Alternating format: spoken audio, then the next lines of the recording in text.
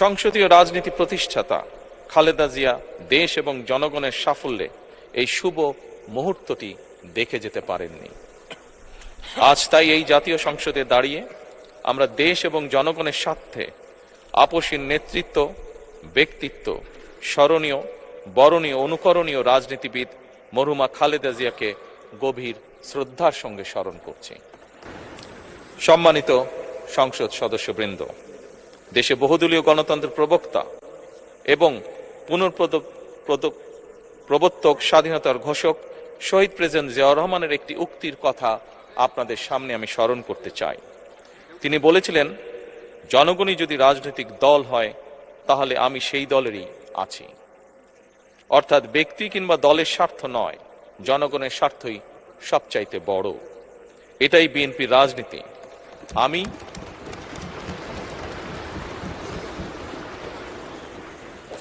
আমি প্রথমবারের মতন বাংলাদেশ জাতীয়তাবাদী দল বিএনপি থেকে জাতীয় সংসদ সদস্য নির্বাচিত হয়েছি। জাতীয় সংসদের সংসদীয় দলের নেতা নির্বাচিত হয়েছি। জাতীয় সংসদে দলের প্রতিনিধিত্ব করলেও প্রধানমন্ত্রী হিসাবে আমি এই জাতীয় সংসদে দেশের প্রতিনিধিত্ব করছি। দল, মত, ধর্ম, বর্ণ নির্বিশেষে দেশের জনগণের প্রতিনিধিত্ব করছি।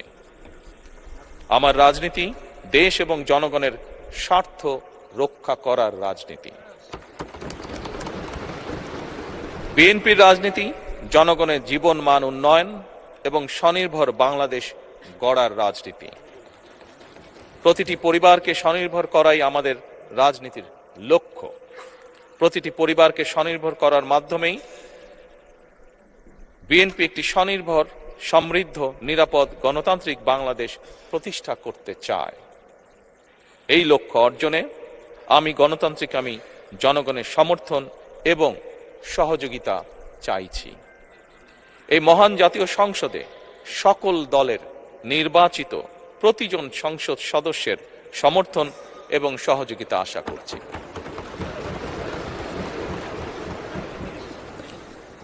সম্মানিত সংসদ সদস্যবৃন্দ, আমি বিশ্বাস করি আমাদের দল কিংবা মত কিংবা কর্মসূচি ভিন্ন হতে পারে, কিন্তু তাবেদার মুক্ত, ফ্যাসিবাদ মুক্ত একটি স্বাধীন, সার্বভৌম, নিরাপদ, স্বনির্ভর বাংলাদেশ প্রতিষ্ঠায় আমাদের মধ্যে কোনো বিরোধ থাকতে পারে না, বিরোধ নেই।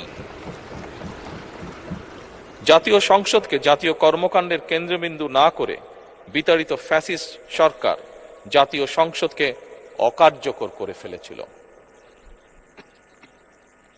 আমরা এই মহান জাতীয় সংসদকে সকল যুক্তি, তর্ক আর জাতীয় সমস্যা সমাধানের কেন্দ্রবিন্দুতে পরিণত করতে চাই।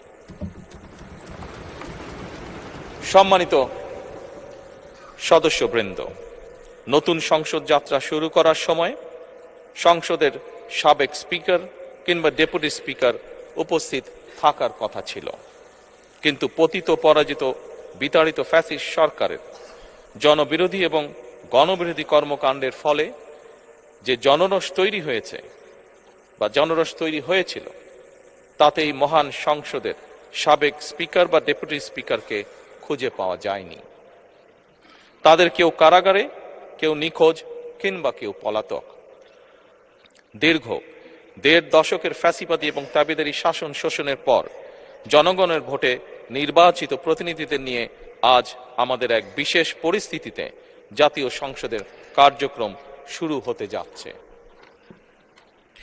এমন পরিস্থিতিতে আমরা সংবিধান এবং সংসদের কার্যপ্রণালী বিধির বিধান অনুসরণ পূর্বক ত্রয়োদশ জাতীয় সংসদে সভাপতিত্ব করার জন্য আজ আমি প্রবীণ রাজনীতিবিদ এবং 5 বারের মতন নির্বাচিত জাতীয় সংসদ সদস্য জনাব ডক্টর খন্দকার মোশাররফ হোসেনের নাম প্রস্তাব করছি।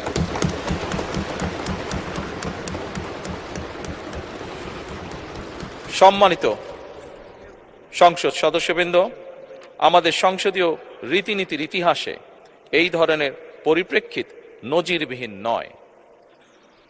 1973 সালে তৎকালীন প্রধানমন্ত্রী মরহুম শেখ মুজিবুর রহমান ওই সংসদের সদস্য মাওলানা আব্দুর রশিদ তর্কবাদীশের নাম প্রস্তাব করেছিলেন এবং তার সভাপতিত্বে বাংলাদেশের প্রথম সংসদের প্রথম অধিবেশন শুরু হয়েছিল।